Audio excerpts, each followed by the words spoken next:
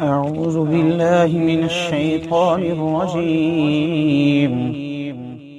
بسم الله الرحمن الرحيم.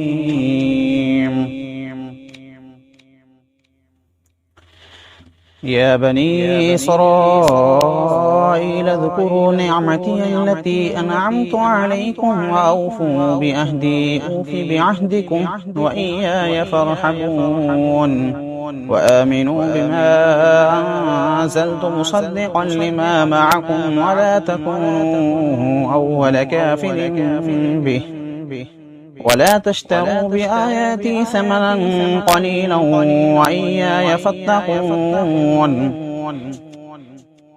ولا تلبسوا الحق بالباطل وتكتموا الحق وأنتم تعلمون. وأقيموا الصلاة وآتوا الزكاة واركعوا مع الراكعين.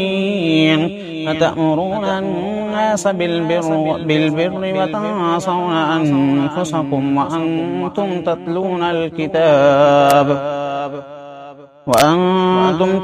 الكتاب أفلا تعقلون.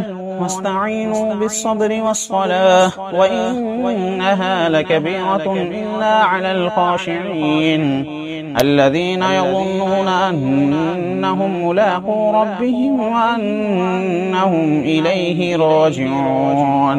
صدق الله العظيم.